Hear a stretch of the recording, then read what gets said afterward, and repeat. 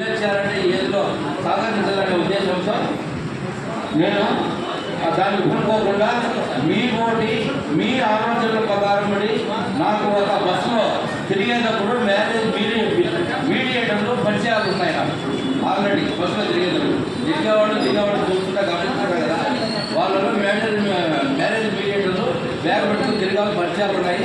తర్వాత ఆలోచించి మీ మీద కాదు నేను కూడా మ్యారేజ్ మీడియేటర్ కూడా ఉండాలి, ఏదో చేస్తాము కొన్ని మ్యారేజ్ సమాజానికి అనే ఉద్దేశంతో త్రివేణి మ్యారేజ్ బ్యూరో నేనే మీలో చాలా మందికి తెలుసుకుంటారు, మ్యాచ్ కూడా గ్రూప్లో పెట్టుకుంటాను.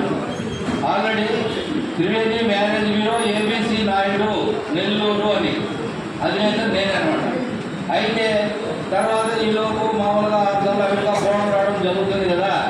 ఆ ఉద్దేశంలో అక్కడ అమెరికాలో మేము అందరము సాయంత్రం పూట పార్కుకి వెళ్ళేవాళ్ళం. ఇక్కడ తెలంగాణ వాళ్ళు అయితేనేమి ఏపీ గుంటూరు విశాఖపట్నం కానీ అందరూ మొత్తం పేరెంట్స్ అక్కడ కలుసుకొని మాట్లాడుకునేవాళ్ళం అనమాట. ఒక పొలిటికల్ గురించి కూడా మాట్లాడుకునేవాళ్ళు, ఏం చేస్తారు ఏం చేస్తారు అని పరిచయాలు చేసుకోవడం వల్ల నేను ఆర్టీసీ రిటైర్డ్ కండక్టర్ ఉన్నాయా. తర్వాత నేను మ్యారేజ్ మీడియేటర్గా నేను పెట్టుకున్నాను, మెమరీ డౌన్ కాకూడదని. మీ దగ్గర ఏమైనా ఉంటే చెప్పండి, అవి కూడా చేస్తాను అని చెప్పేసి వాళ్ళతో కూడా అందరికీ పనిచేసి తర్వాత మోడల్లో రాజకీయాల విషయాలు కూడా చర్చిస్తాం కాబట్టి రాజకీయాలు డిస్కస్ జరిగిన పక్షంలో అమెరికా ఇండియా ఎలా డెవలప్ అయింది ఏంటి అమెరికా యొక్క అనేటువంటి ఉద్దేశంతో మేము పోతున్నాం కదా. నేను 6 సార్లు వెళ్ళాను అమెరికాకి, పోయినప్పుడల్లా 6 నెలలు ఉంటాను అమెరికాలో, మళ్ళీ వస్తాను ఇండియాలో, నెల్లూరులో ఉంటాను. ఈ మ్యారేజ్ బ్యూరో అయితే నాకు అమెరికా పైన వాట్సాప్లో ప్రపోజల్స్ పెట్టచ్చు అనే ఉద్దేశంతో దీన్ని ఎదుర్కొన్నాను. అమెరికాతో కూడా నేను ఏజెంట్తో మాట్లాడేవాడిని, వాట్సాప్లో పంపించేవాడిని. అందుకోసం ఇది నేను ఎన్నుకున్నా. అయితే ఈరోజు దాని మూలంగానే ఇంతవరకు మీ వల్లనే నేను ఈ గుంటూరులో రావడం కూడా జరిగింది, అవకాశం అది దైవ నిర్ణయం. అయితే నేను తర్వాత డిస్కస్ పొలిటికల్ చేసేటప్పుడు అమెరికా ఇంత డెవలప్ అయింది కదా, అక్కడ ఆటో ఉండదు, స్కూటర్ కూడా ఉండదు, మొత్తం వేస్తే అన్ని కార్లే, మొత్తం టోటల్ ప్రతి ఒక్కరు కార్మికులు కూడా ఇంట్లో పని చేసేవాడు కూడా కార్మికులు ఉంటారు. అలా లైఫ్ ఎంజాయ్మెంట్ ఉంటుంది అమెరికా. వాళ్ళు మనం ఈ దేశం ఇంకా డెవలప్ అయింది కదా అమెరికా, ఇండియా ఎప్పుడు డెవలప్ అవుతుందనే డిస్కస్లో 100 సంవత్సరాలు పడుతుంది అమెరికాలో ట్యాక్ చేయాలంటే ఇండియా అనేటువంటి డిస్కస్ జరిగింది.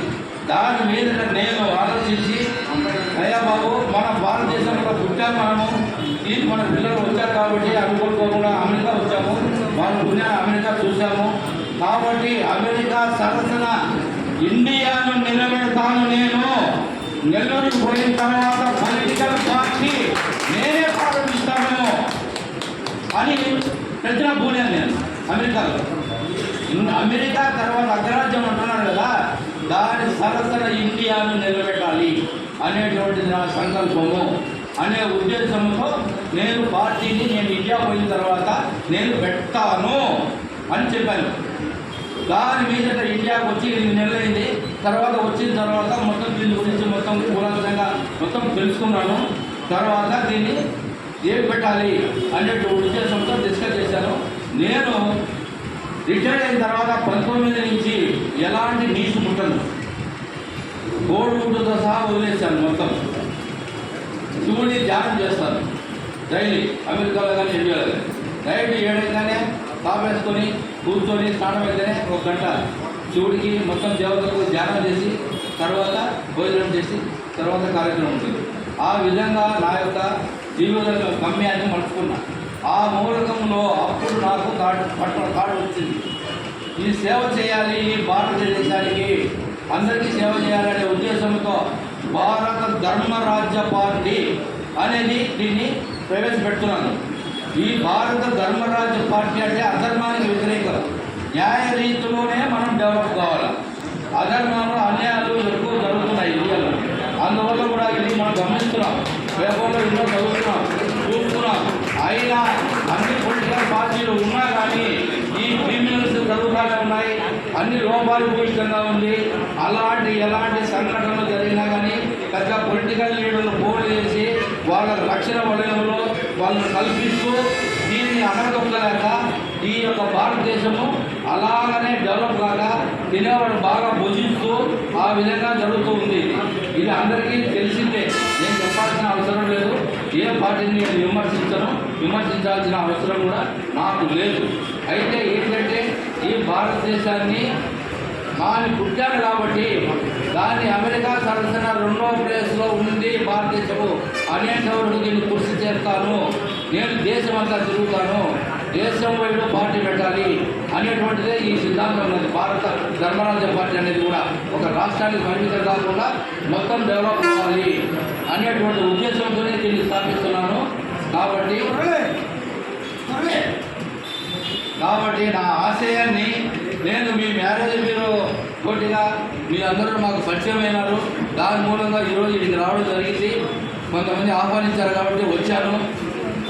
మీ అందరి సహకారంతో ఈ పార్టీ కూడా మీరు మీ మ్యారేజ్ బ్యూరో వాళ్ళందరూ మాకు ఈ పార్టీకి పిల్లర్స్ వారి మాదిరిగా భావించి మనం అందరం కలపలుగా ఉండి పెద్ద బిల్డింగ్ నిర్మించాలి, పెద్ద పార్టీని ఉద్భవించాలి అనేటువంటి నా యొక్క దానికి మీరందరూ మొత్తం ఏపీ తెలంగాణ మ్యారేజ్ బ్యూరో అధినేతలు మీరందరూ ఏకమైతే మిమ్మల్ని ఒక గంట కనిపెట్టి ఉంటాను నేను.